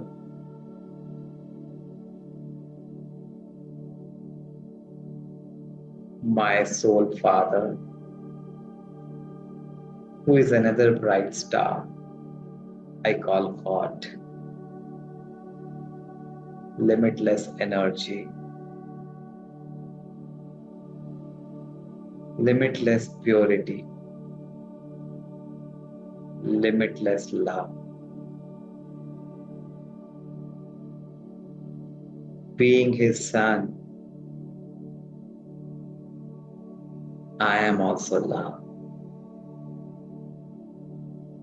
I am also pure. I am also bliss. I remember my originality now, which I had forgotten.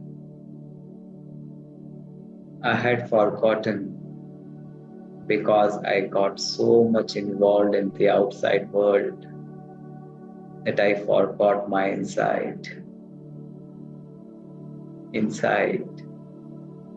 which is pure, which is always happy,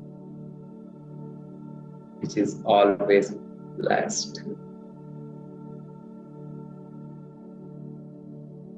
Just keep on creating thoughts about your own original self. and your Father, the Supreme God. How beautiful we are. Why did I forget? My love, peaceful nature.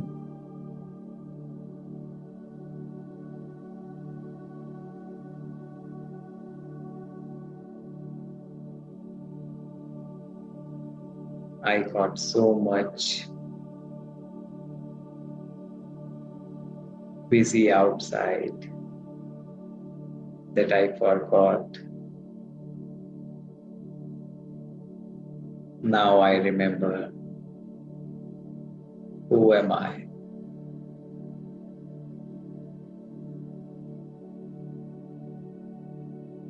Who is my Father? Real soul Father. What are His qualities? What are my original qualities?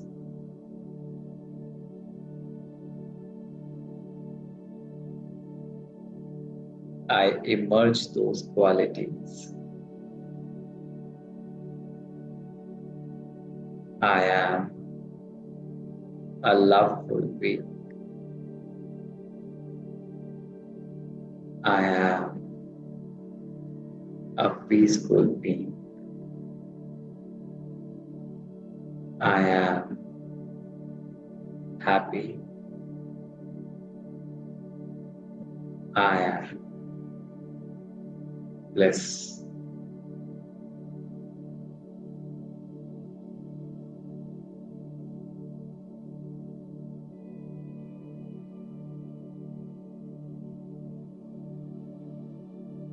Feel the stillness, the calmness, the soothing in your inner self. You are activating.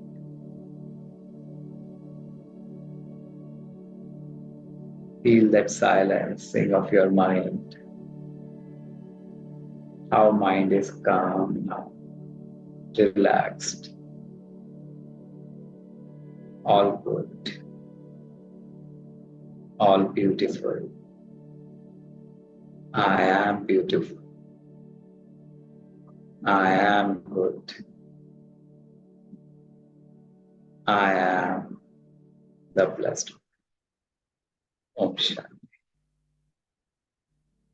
Om Shanti. Om Shanti.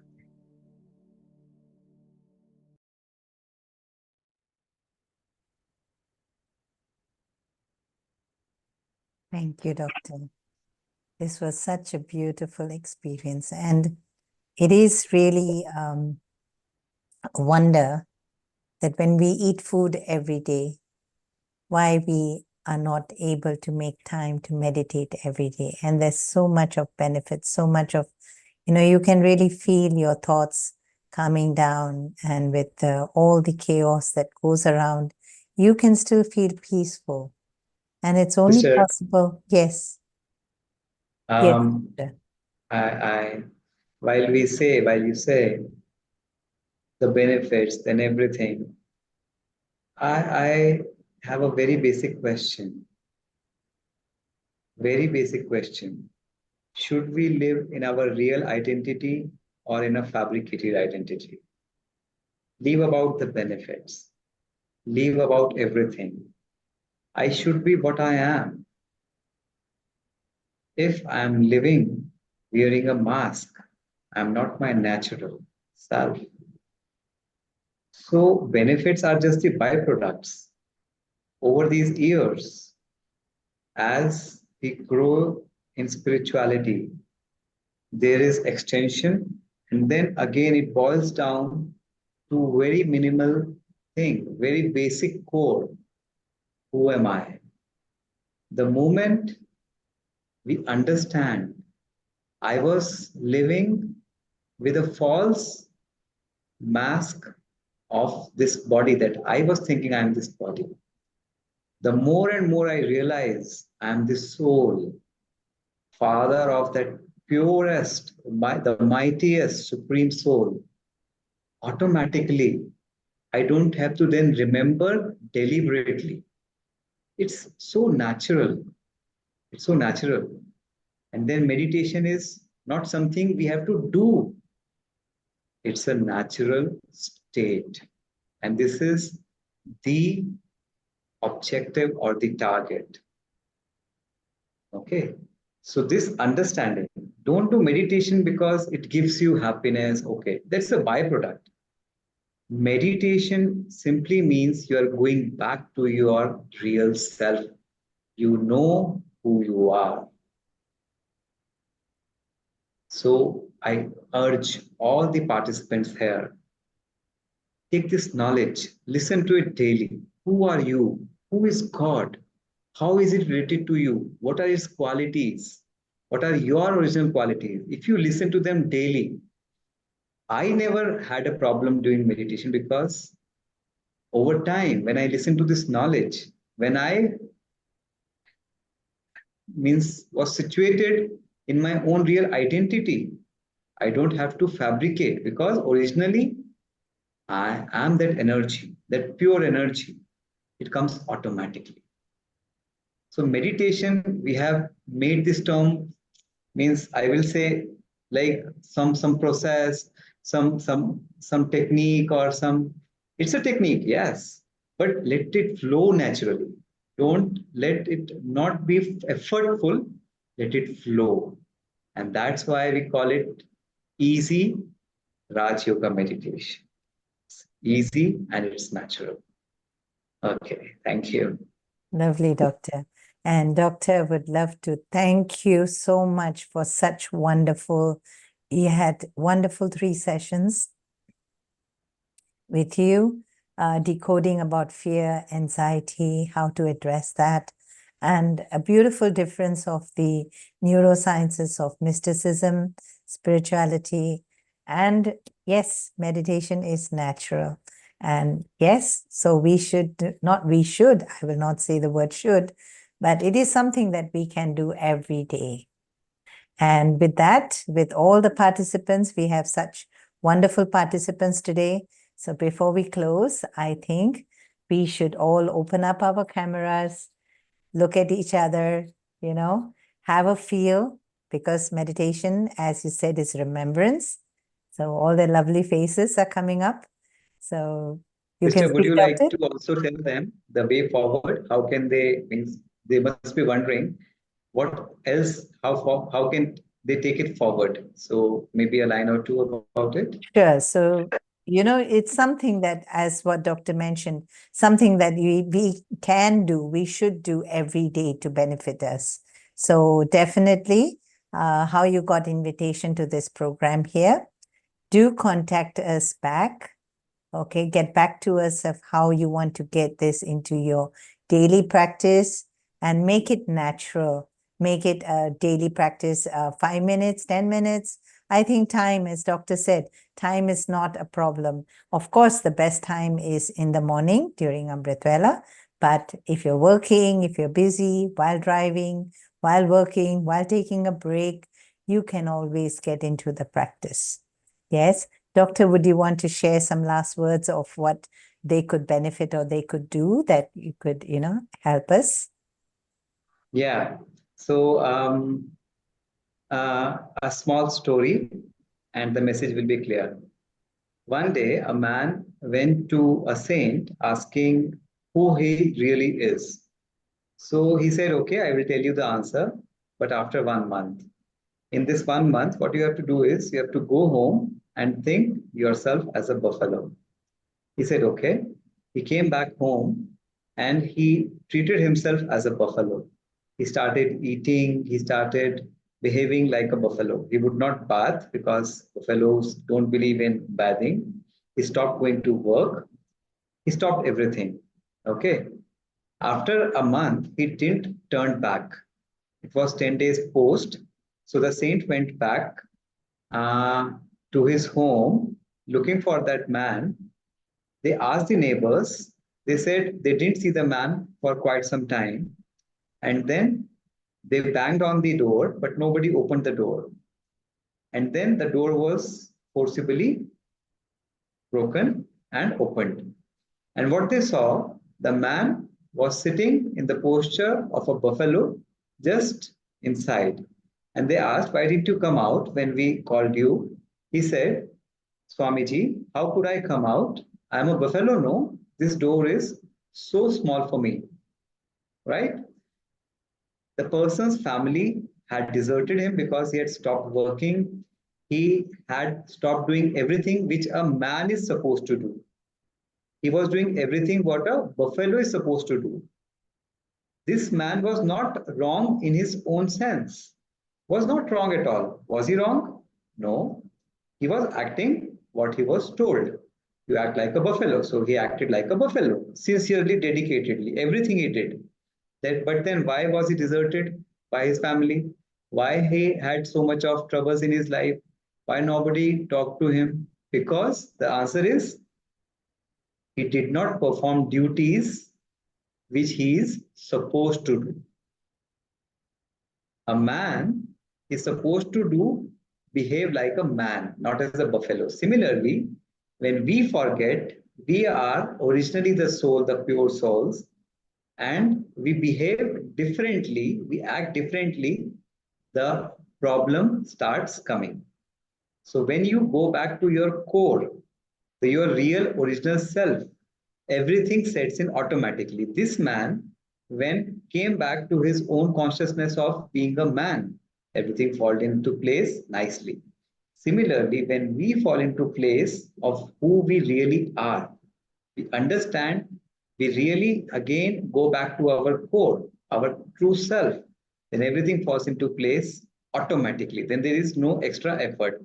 Otherwise, the whole life, if you are living in a car, in a wheel, in a mask, you may think that you are doing the right thing. You are doing actually right. You are right at your own position, but you are not doing what you are supposed to do because you don't know who you really are.